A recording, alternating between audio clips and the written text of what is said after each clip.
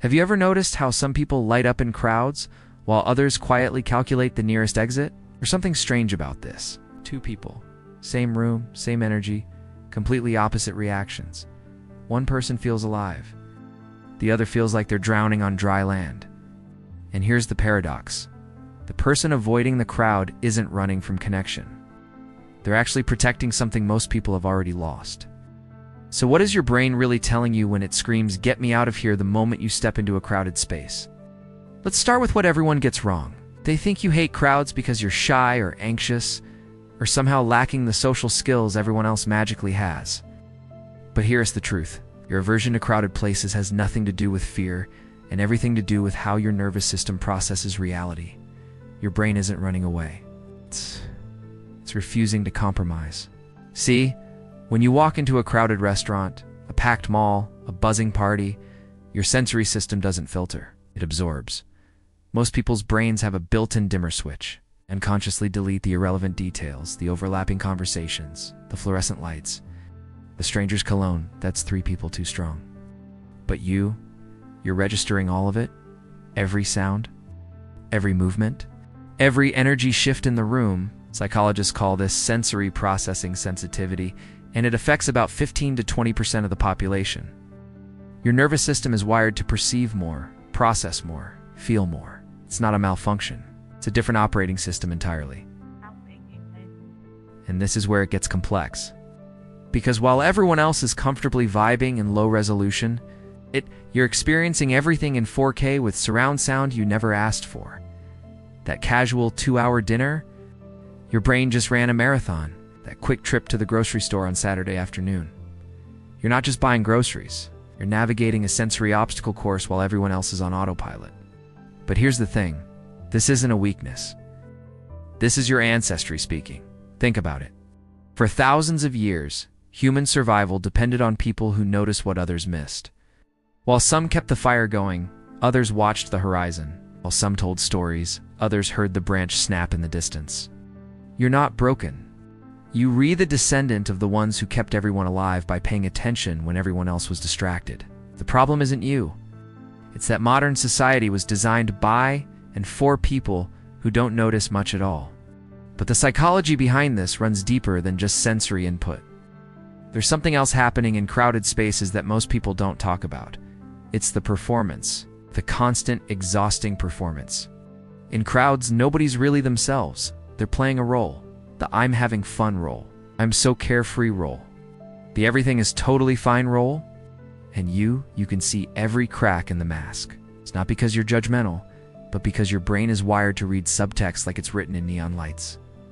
Body language, micro expressions, energy shifts, tonal changes. You're picking up the conversation nobody's actually having. The real one happening beneath the words. In processing that level of emotional data, while also pretending you don't notice everyone's pretending, that's not socializing. That's psychological gymnastics. Research from neuroscience shows that people who prefer solitude often have heightened activity in brain. Regions associated with empathy and emotional processing. Translation: you're not socially inept. Socially exhausted by how much you understand that others don't even register. You'd rather sit in silence with someone who is genuinely present than spend hours in a room full of people performing connection while experiencing none of it. And maybe that's not avoidance. Maybe that's wisdom. Here's what's really happening in your brain when you're in a crowd. It's not just about the noise or the people. It's about dopamine, or rather, the lack of it. Extroverted brains get a dopamine hit from external stimulation. Crowds, chaos, conversation, they're rocket fuel. But your brain, it runs on a completely different reward system. Instead of dopamine, you're powered by acetylcholine, neurotransmitter that rewards internal processing, deep thought, and solitude. Your brain doesn't light up when surrounded by people. It lights up when you're alone, reading, thinking, creating, processing. That's not antisocial. That's just how your internal chemistry finds flow. While others need the external world to feel energized, you need to withdraw from it to access your full capacity. And this is where it gets interesting. Studies show that introverted brains actually have more gray matter in the prefrontal cortex, the region responsible for complex thinking, planning, and abstract reasoning. So when you're sitting quietly, doing nothing, your brain is actually doing everything, connecting ideas, solving problems, building entire worlds no one else can see. You're not wasting time avoiding crowds. You're protecting the space where your actual genius lives. But let's talk about the part nobody mentions. The emotional cost of being in crowds when you're wired like this. You know that feeling when you walk into a room and immediately sense something's wrong, even though everyone's smiling? That's your mirror neurons working overtime. You don't just observe emotions, you absorb them. Psychologists call this high empathic accuracy. Spend an hour in a crowded space, and you're not just managing your own emotional state.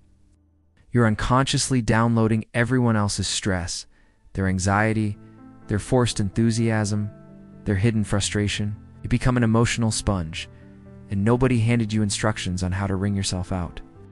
That's why one social event can leave you needing 3 days of silence to recover. You're not being dramatic. You're processing 50 people's emotional data while also trying to remember to breathe. Make eye contact and pretend you're not overwhelmed by the fact that you can feel Susan's anxiety from across the room. But the truth is, this makes you one of the most emotionally intelligent people in any space. You understand what's unsaid. You sense what people need before they ask.